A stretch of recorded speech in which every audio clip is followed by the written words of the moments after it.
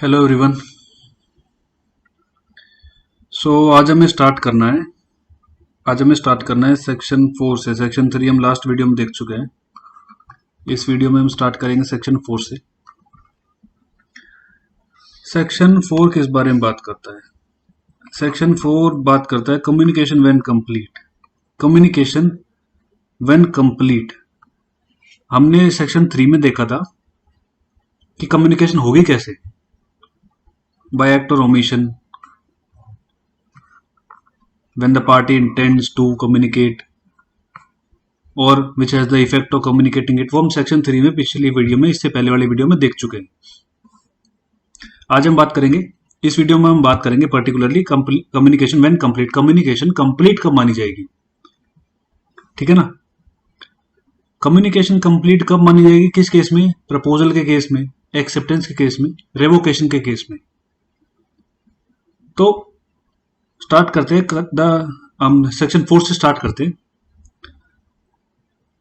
Communication when complete, the communication of a proposal is complete. The communication of proposal, communication किसकी? Communication of proposal is complete when it comes to the knowledge of the person to whom it is made। When it comes to the knowledge comes to the knowledge of the person to whom it is made। इससे पहले start करने से पहले मैं आपको section 4 थोड़ा सा समझा देता हूं।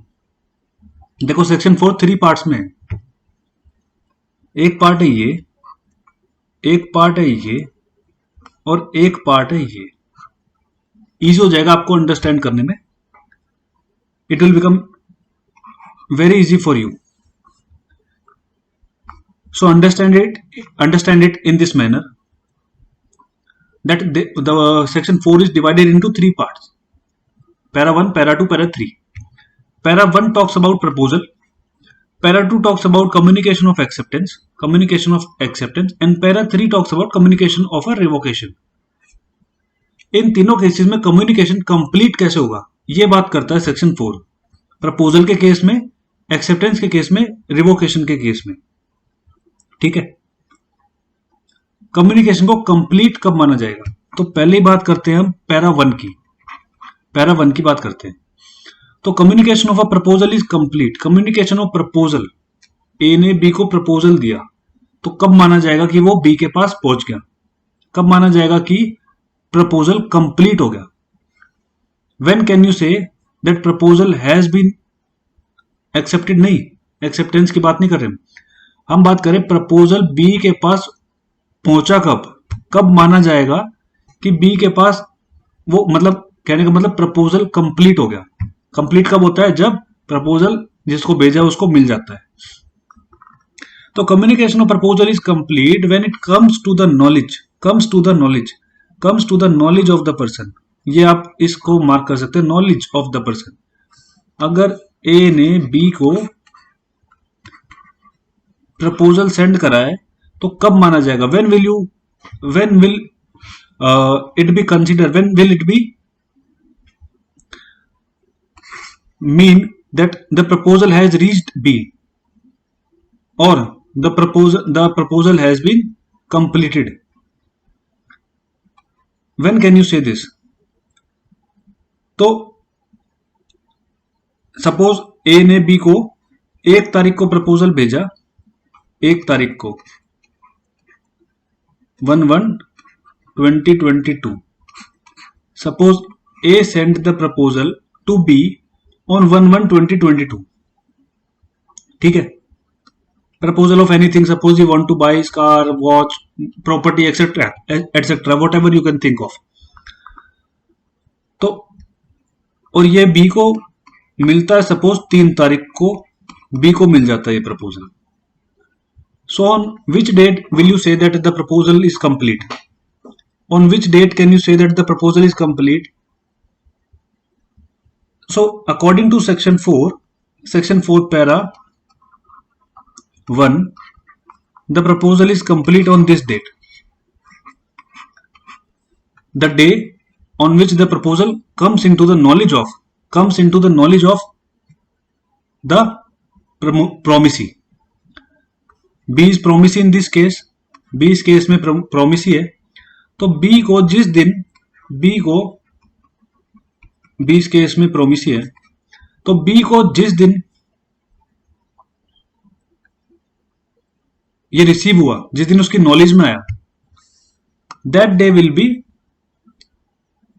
that day you can say that the proposal is complete, the communication of proposal is complete. ठीक है ना, उस दिन कह सकते हैं कि द कम्युनिकेशन ऑफ प्रपोजल, जो प्रपोजल को कम्युनिकेट किया गया था वो कंप्लीट हो गया, the proposal is complete. When it comes to the knowledge of the person to whom it is made, जैसे ही जिसको आपने प्रपोजल दिया है, जैसे उसकी नॉलेज में वो आता है, उसको बोलेंगे वो कंप्लीट हो गया. ठीक है, प्रपोजल इज वेरी इजी. बात करते हैं एक्सेप्टेंस की. This is a little technical, ज्यादा नहीं, अ लिटिल टेक्निकल. तो कम्युनिकेशन ऑफ एक्सेप्टेंस की बात करते हैं. Acceptance, communication of acceptance. Communication of proposal तो इजी है, जैसे जिसको आपने भेजा उसकी नॉलेज में आएगा, आप मान लोगे कि वो कंप्लीट हो गया. कम्युनिकेशन ऑफ एक्सेप्टेंस कंप्लीट हो गया. Now in case of communication of acceptance, इसमें दो सिचुएशन होती है. इसमें दो सिचुएशन होती है.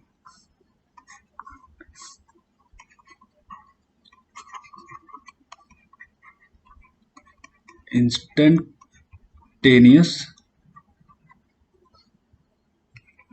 Non instantaneous.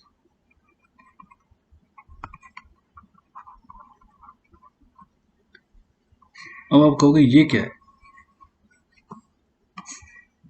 इंस्टेंटेनियस और नॉन इंस्टेंटेनियस. ठीक है ना, तो कम्युनिकेशन ऑफ एक्सेप्टेंस दो तरीके से हो सकता है, इंस्टेंटेनियस तरीके से और नॉन इंस्टेंटेनियस तरीके से. First method is instantaneous, second is non-instantaneous. Let me tell you one more thing, that this is not provided under Indian Contract Act, not there in Indian Contract Act. Indian Contract Act में आपको instantaneous rule नहीं मिलेगा, but you will find this under section 4. ये आपको मिल जाएगा section 4 में. इसको आप एक और नाम दे सकते हैं नॉन इंस्टेंटेनियस को, पोस्टल रूल. Postal rule. और इसको आप फर्दर डिवाइड कर सकते हो. पोस्टल रूल को, पोस्टल रूल को फर्दर डिवाइड करा जा सकता है.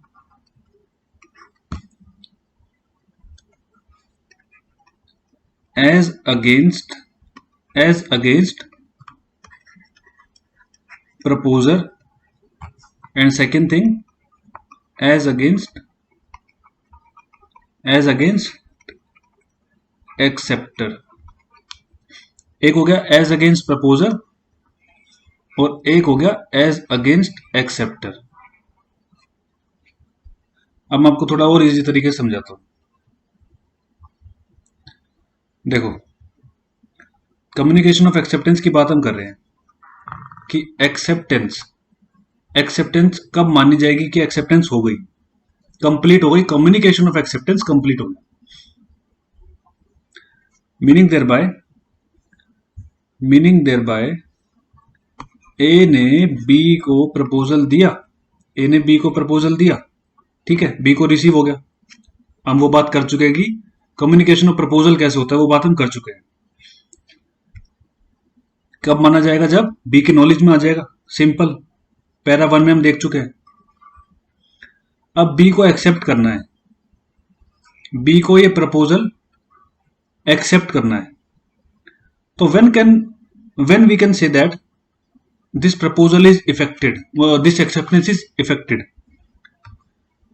अब आप डेट वाइज समझो तो ज्यादा इजी होगा.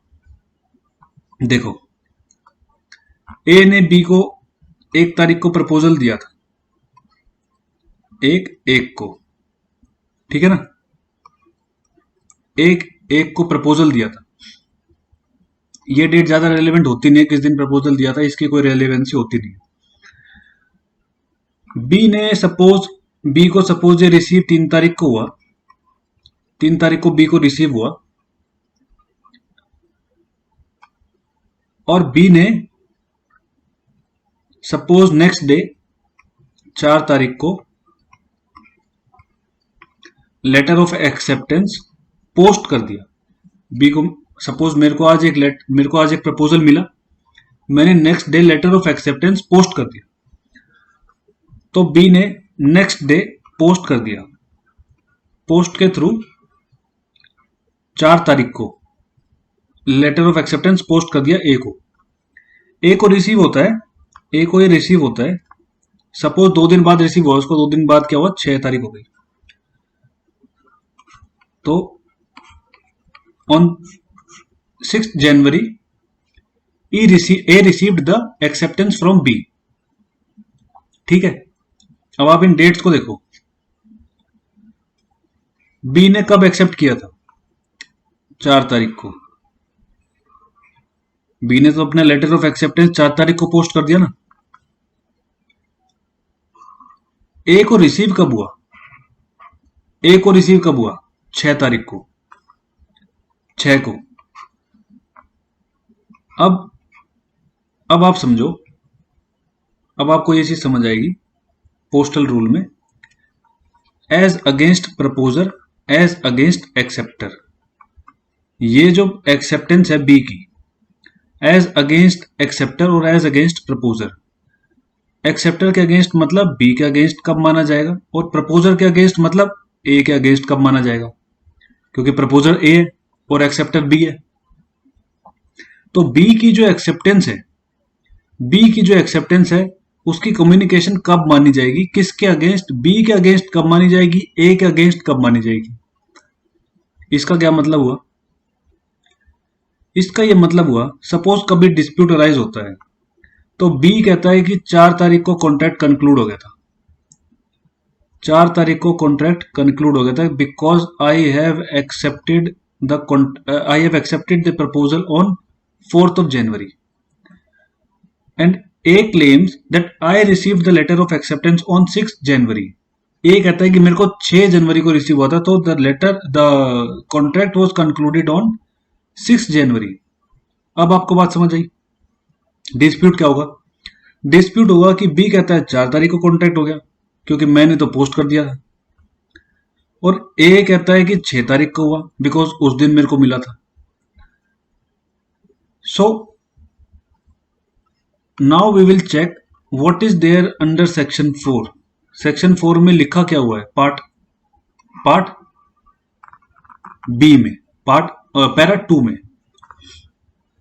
The communication of an acceptance is complete as against the proposer, as against the proposer और एज अगेंस्ट द एक्सेप्टर। ये दोनों चीजें मैंने आपको बताई ना। व्हेन, चलो इससे पहले हम और देखते हैं एक चीज और, ये आपको और क्लियरली समझ आ जाएगा। ये सिचुएशन आपको समझ आई, ये सिचुएशन समझ आई आपको कि बी ने एक्सेप्ट किया था, ए को रिसीव कब हुआ। तो इशू क्या है इसमें, इशू ये है कि बी कहता है 4 तारीख को कॉन्टैक्ट हुआ है और ए कहता है कि 6 तारीख को हुआ है। तो अब कौन लाइबल कब होगा, एक्सेप्टर कब लाइबल होगा, प्रपोजर कब लाइबल होगा। इससे पहले हम इंस्टेंटेनियस को देख लेते हैं, या इसी में दूसरी सिचुएशन को देख लेते हैं। ठीक है, इसी में दूसरी सिचुएशन को देख लेते हैं। ठीक है,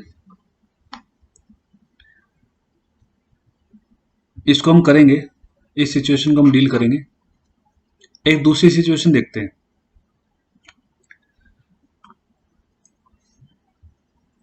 सपोज ए है और बी है, ए और बी है, ए और बी है।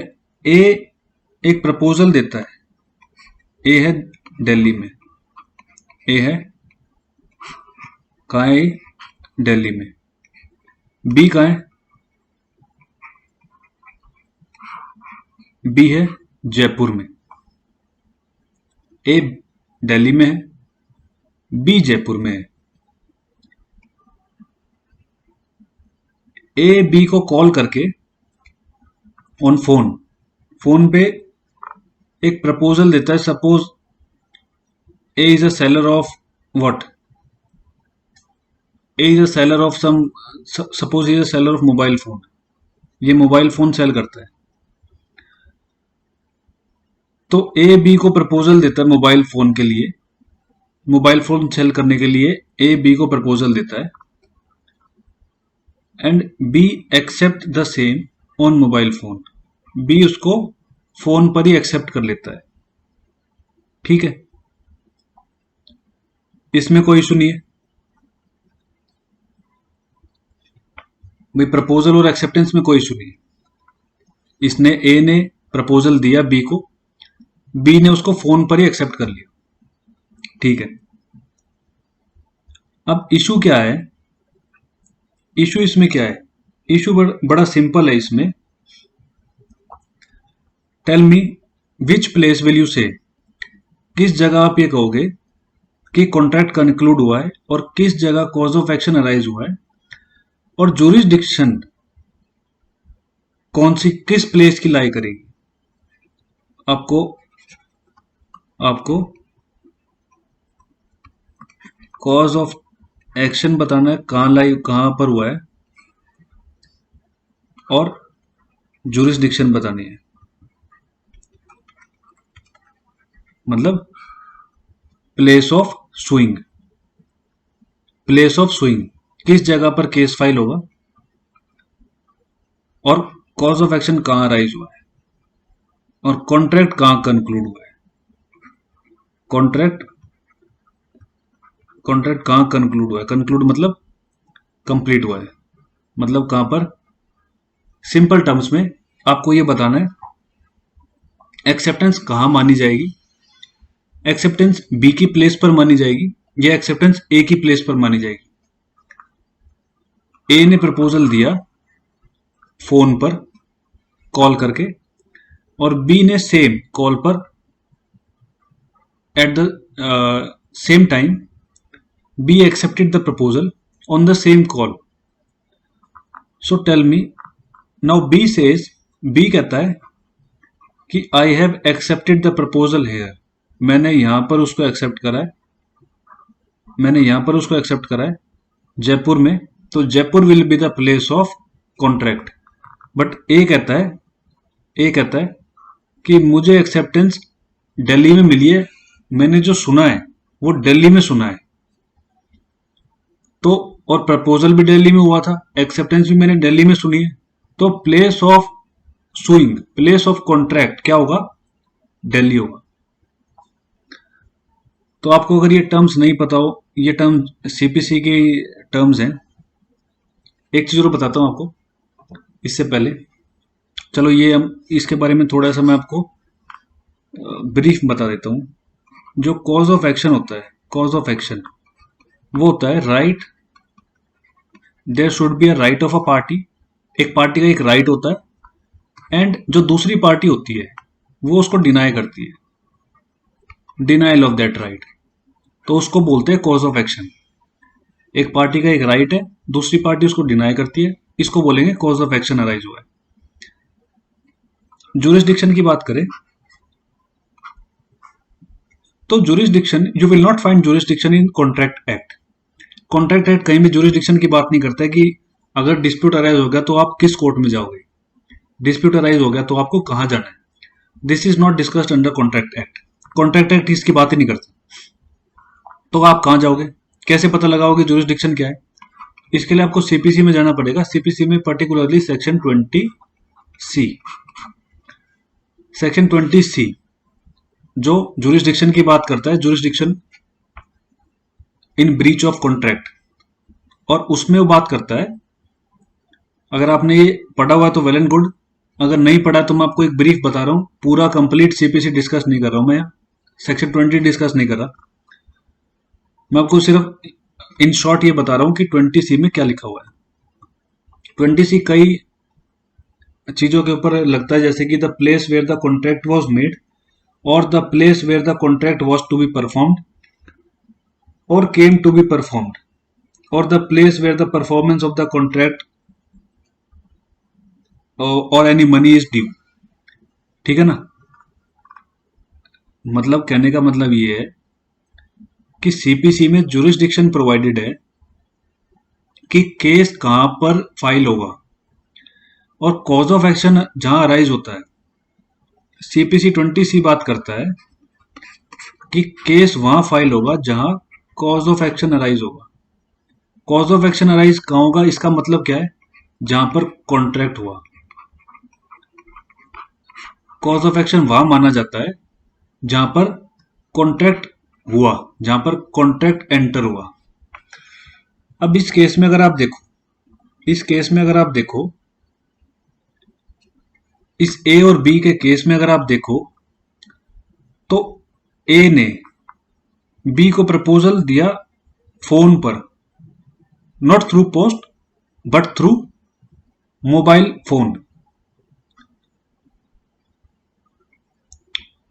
और बी ने सेम मीडियम से सेम टाइम पर उसको एक्सेप्ट कर लिया। सो नाउ टेल मी, इस सिचुएशन में अगर बी की प्लेस मानी जाती है तो ए को जयपुर आना पड़ेगा, ए को जयपुर आना पड़ेगा, बिकॉज बी अपनी प्लेस पर केस फाइल करेगा, बी जयपुर में केस फाइल करेगा, A will have to suffer, A will have to come all the way from Delhi to Jaipur for the hearing. और अगर ए की बात मानी जाती है तो बी को सफर करना पड़ेगा, B will have to come to Delhi.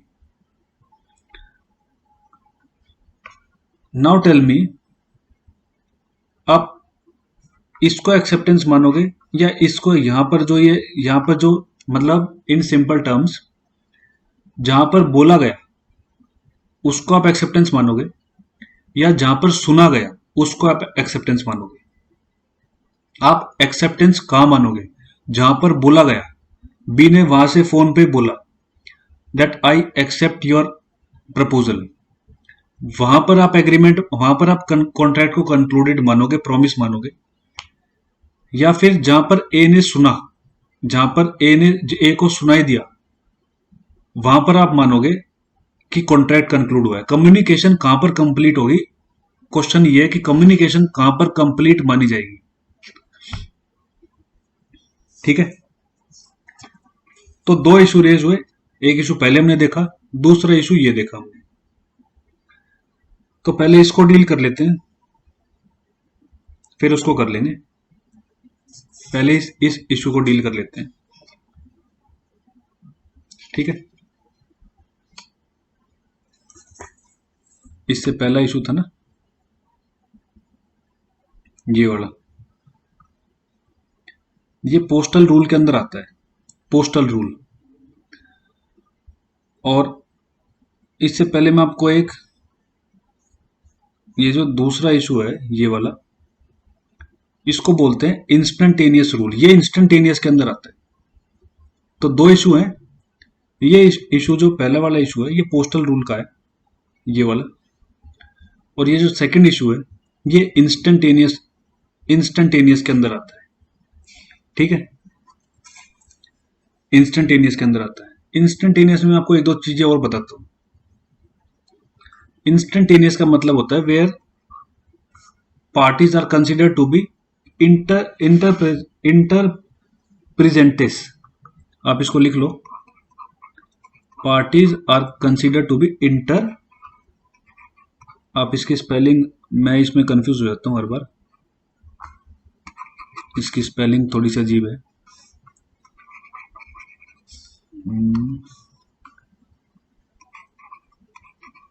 Inter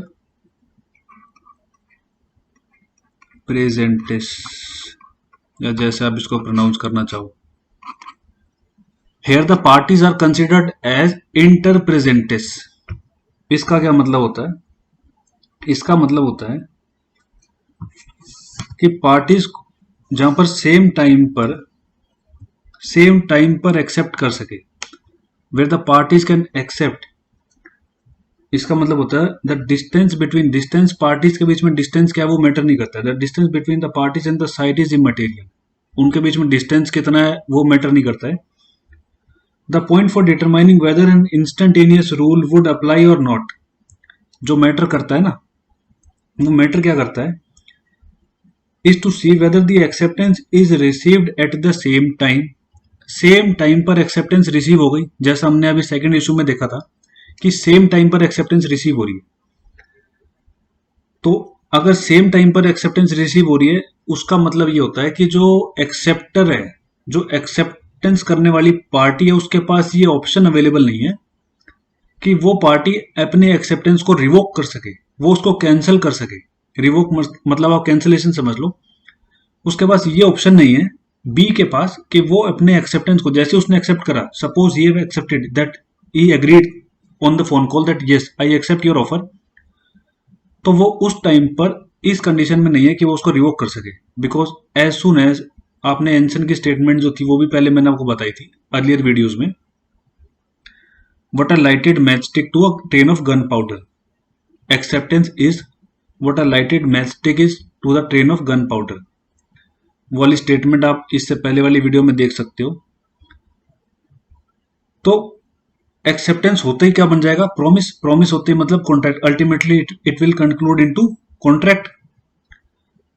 तो इस सिचुएशन में इंस्टेंटेनियस रूल में ये मैटर नहीं करता कि पार्टीज का डिस्टेंस क्या है। व्हाट मैटर्स इज कि पार्टी ने सेम टाइम पर उसको एक्सेप्ट कर लिया है, सेम टाइम पर उसको एक्सेप्ट कर लिया है। For example, two person A and B are communicating on phone and B accept as proposal. दो फोन पर बात कर रहे हैं, बी एक्सेप्ट कर लेता है प्रपोजल को, तो इसका मतलब क्या होगा, resulting it be accept the proposal, A hears is, A सुन लेता है, बी बोल देता है, thereby resulting into communication of acceptance, मतलब कम्युनिकेशन होगा एक्सेप्टेंस का। In this case the proposer has an opportunity of revoking his proposal. जो प्रपोजर है, जो प्रपोज कर रहा है, ए प्रपोजल दे रहा है, तो ए के पास तो अपॉर्चुनिटी है, ए के पास तो कहीं ना कहीं अपॉर्चुनिटी है कि वो उसको रिवोक कर सकता है, ठीक है, बी के एक्सेप्ट करने से पहले।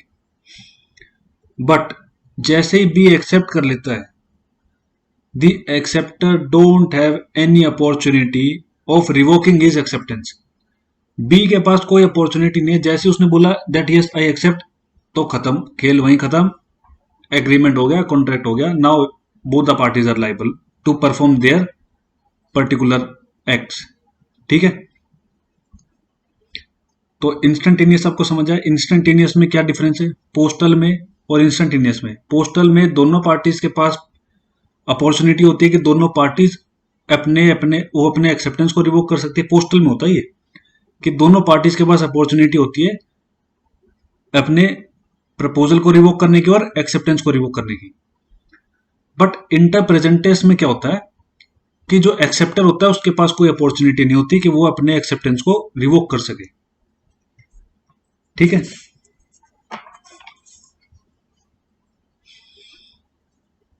तो दो सिचुएशन, पोस्टल रूल और इंस्टेंटेनियस। इंस्टेंटेनियस का जो इशू है इसको पहले डील कर लेते हैं। इसमें मैं आपको दो केस बताता हूं, इसमें मैं आपके साथ दो केस डील करता हूं, दोनों रिलेटेड है आपस में, मतलब एक के ऊपर ही दूसरा डिपेंड है।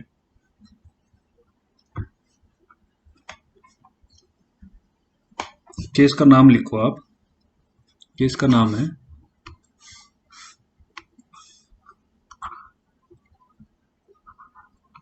एंटोरस बोलेंगे, एंटोरस limited versus Miles Far east corporation. Miles Far east corporation 1955। Alright, इस केस में क्या होता है, मैं इसके फैक्ट्स बताता हूं आपको। इस केस में क्या होता है, एक प्लेंटिफ होता है, पी से प्लेंटिफ, और एक होता है डिफेंडेंट, ठीक है।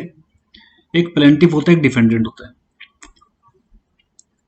उस टाइम में इस टाइम में एक टेलेक्स चलता था। ये एक मेथड ऑफ कम्युनिकेशन था, जैसे आप मोबाइल फोन के जैसे कह सकते हो, बट इतना फास्ट नहीं था मोबाइल फोन जितना। एक टेलेक्स एक मेथड होता था कम्युनिकेशन का, इसमें सेम टाइम पर कम्युनिकेशन हो सकता था। ठीक है, तो the offer was made by telex from London to a company in Amsterdam. मतलब ये जो प्लेंटिफ है ये था लंदन में, और ये जो डी है ये है एम्स्टरडेम में, एम्स्टरडेम में। ठीक है, प्लेंटिफ का है लंदन में, डी का है एम्स्टरडेम में। जो प्लेंटिफ है ये ऑफर देता है टेलेक्स के थ्रू, इसके थ्रू, टेलेक्स के थ्रू। ठीक है, डी को। The offer was made by telex from London to a company in Amsterdam. The notification of acceptance was received by the proposer through telex in London.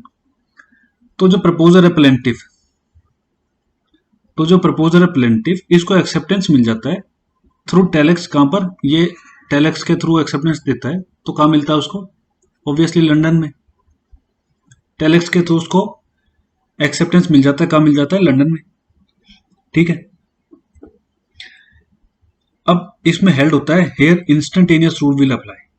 Hair instantaneous rule will apply. Here instantaneous, मैं short form में लिख रहा हूं, आप इसको पूरा लिख सकते हो। Instantaneous rule will apply, instantaneous rule will apply. अब इंस्टेंटेनियस रूल का मतलब क्या हुआ? इंस्टेंटेनियस रूल का मतलब ये हुआ, इंस्टेंटेनियस रूल में माना जाता है कि जिस जगह पर एक्सेप्टेंस सुनाई दिया है, जिस जगह पर एक्सेप्टेंस सुनाई दिया है, बोला नहीं गया है, सुनाई दिया है, आपने सुना है, उस जगह को माना जाएगा प्लेस ऑफ कॉन्ट्रैक्ट। उस जगह को माना जाएगा प्लेस ऑफ कॉन्ट्रैक्ट। उस जगह पे अराइज होगा कॉज ऑफ एक्शन, उस जगह पे लाई करेगी जुरिस्डिक्शन। ठीक है, मतलब यहां से जो बोला गया है उससे वो ये इमटेरियल है। जहां सुना गया है, दिस प्लेस, ये लंदन जो प्लेस, इसको आप कहोगे प्लेस ऑफ कॉन्ट्रैक्ट।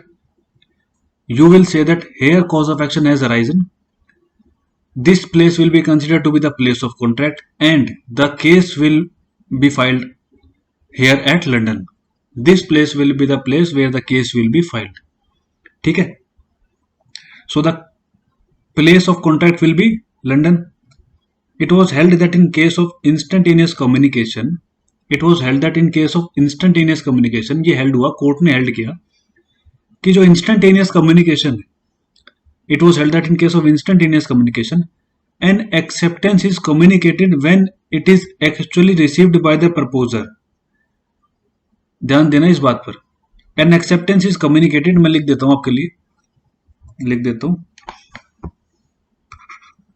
कहां चला गया? an acceptance is communicated, an acceptance is communicated when it is actually received, when it is actually received by the proposer, when it is actually received by the proposer। Proposer को जब वो actually receive हुई है, receive कहां हुई है? London में receive हुई है, जब उसने सुना है। ठीक है, it is actually received by the proposer and the contract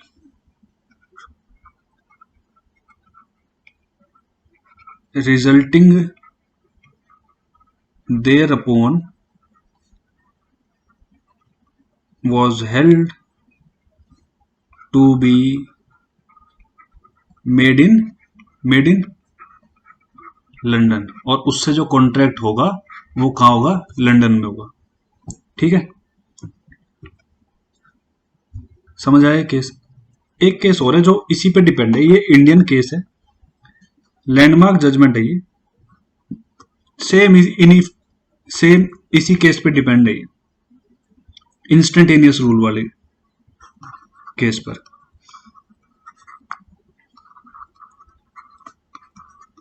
landmark judgement है ये इंडिया में। भगवान दास versus Girdhari Lal, supreme court की जजमेंट है, 1966 की जजमेंट है सुप्रीम कोर्ट की, ठीक है ना। भगवान दास वर्सेस गिरधारी लाल, इसके फैक्ट मैं आपको बताता हूं क्या है इसमें। The plaintiff made a proposal from Ahmedabad, plaintiff Ahmedabad से एक प्रपोजल, प्लेंटिफ है अहमदाबाद में, ठीक है ना, अहमदाबाद में, ये अहमदाबाद, यहां से एक एसटीडी कॉल करता है, ये एसटीडी कॉल करता है किसको, डिफेंडेंट को। डिफेंडेंट कहां पर है, कानगांव में, कानगांव, स्पेलिंग देख लेना, मेरे हिसाब से ये होगी। The defendant accepted the proposal at Khamgaon, Khamgaon ही प्रपोज करते, इसको प्रोनाउंस करते होंगे। प्लेंटिव अहमदाबाद में, एसटीडी कॉल करता है डिफेंडेंट को कानगांव में। डिस्प्यूट अराइज होता है प्लेस ऑफ कॉन्ट्रैक्ट में, वही dispute same place of contract वाला। प्लेंटिव कंटेंट करता है, सेम प्लेंटिव कंटेंट करता है that since the proposal was made at Ahmedabad, proposal Ahmedabad में हुआ था, इसलिए एक्सेप्टेंस भी जो है अहमदाबाद में हुई है। और प्लेस ऑफ कॉन्ट्रैक्ट जो है, इसने जो एक्सेप्टेंस करी है, क्योंकि एसटीडी कॉल के थ्रू था, इसने इसी एसटीडी कॉल के थ्रू एक्सेप्टेंस करी है, सेम टाइम पर इंस्टेंटेनियस रूल अप्लाई होगा। वो कहता है कि सेम एसटीडी कॉल, उसी कॉल पर उसने मेरे को एक्सेप्ट करा है इस प्रपोजल को, प्रपोजल भी मैंने अहमदाबाद से दिया था, एक्सेप्टेंस भी अहमदाबाद में हुई है, तो कॉन्ट्रैक्ट कहां हुआ, अहमदाबाद में। ये प्लेंटिफ की कंटेंशन है, प्लेंटिफ कहता है, डिफेंडेंट कहता है सी, एक चीज बताता हूं आपको कि जो कंटेंशन होती है ना वो पार्टीज की, वो मैटर नहीं करती है। प्लेंटिफ कुछ कह रहा है, डिफेंडेंट कुछ कह रहा है, वो डिसीजन पे मैटर नहीं करती, मैटर करता है व्हाट इज लॉ, लॉ क्या है, दैट मैटर्स। जो कंटेंशन होती है ना, वो पार्टीज के अपने व्यू पॉइंट होते हैं। अहमदाबाद वो मतलब पी प्लेंटिफ क्या कह रहा है, डिफेंडेंट क्या कह रहा है, वो अपने उनके अपने पॉइंट ऑफ व्यू है। Decision will always be on the law, law क्या है, ठीक है ना। तो प्लेंटिफ कंटेंट करता है कि भाई मैंने एसटीडी पे, मैंने जो कॉल किया था वो अहमदाबाद से किया था और मेरे को एक्सेप्टेंस भी अहमदाबाद में हुई थी, ये प्लेंटिफ की कंटेंशन है। डी कंटेंट करता है कि जो एक्सेप्टेंस ऑफ वर्ड जो मैंने बोला है, मैंने एक्सेप्ट किया, मैंने एक्सेप्ट कहां किया, मैंने तो कानगांव में एक्सेप्ट किया है, मैंने तो कानगांव में एक्सेप्ट किया है, ठीक है। इसलिए प्लेस ऑफ कॉन्ट्रैक्ट क्या होगा, प्लेस ऑफ कॉन्ट्रैक्ट होगा कानगांव, क्योंकि इशू क्या है, जो प्लेस ऑफ कॉन्ट्रैक्ट होगा वहीं पर केस फाइल होगा, वहीं पर केस फाइल होगा तो दूसरी पार्टी को सफर करना पड़ेगा। अहमदाबाद प्लेस ऑफ कॉन्ट्रैक्ट होगा तो कानगांव वाली पार्टी को सफर करना पड़ेगा। कानगांव अगर प्लेस ऑफ कॉन्ट्रैक्ट हुआ तो प्लेंटिफ को सफर करना पड़ेगा। क्यों क्यों सफर करना पड़ेगा, बिकॉज जुरिस्डिक्शन वहां की लाई हो जाएगी, कॉन्ट्रैक्ट वहां राइज हुआ है तो दूसरी पार्टी को वहां पर ट्रेवल करके जाना पड़ेगा। इसमें हेल्ड क्या होता है, what was held in this case, same it was the same thing was held as it was held in Entores Limited versus Miles Far East Corporation. Held होता है इसमें that merely making of proposal does not form part of cause of action for damages in case of breach of contract. The majority judgment, जो इसमें majority judgment थी, applied the English law in Entros Limited, जो English law का judgment था वो उसको में apply करते हैं, and concluded that the place of contract is the place, और conclude करते हैं कि place of contract क्या है, place of contract is the place where the acceptance is received by the proposal. Receive कहां पर हुई है, कहां रिसीव हुई है, अहमदाबाद में। सुनाई कहां दिया है, अहमदाबाद में। एक्सेप्टेंस कहां मानी जाएगी, अहमदाबाद में। प्लेस ऑफ कॉन्ट्रैक्ट क्या होगा, अहमदाबाद में। Therefore the place of contract was held to be Ahmedabad. तो प्लेस ऑफ कॉन्ट्रैक्ट क्या होती है, अहमदाबाद। ये भगवान दास Girdhari Lal 1966 supreme court landmark judgement है, ठीक है। तो एक इशू हमने डील कर लिया, इंस्टेंटेनियस रूल वाला हमने जो इशू था वो डील कर लिया। सेकंड इशू रह गया पोस्टल रूल वाला, उसको हम नेक्स्ट वीडियो में देखते हैं, ठीक है। एक इशू हमने डील कर लिया, सेकंड इशू पोस्टल रूल वाला है, उसको हम नेक्स्ट वीडियो में देखते हैं, नहीं तो वीडियो ज्यादा लंबी हो जाती है फिर। ठीक है, टेक केयर।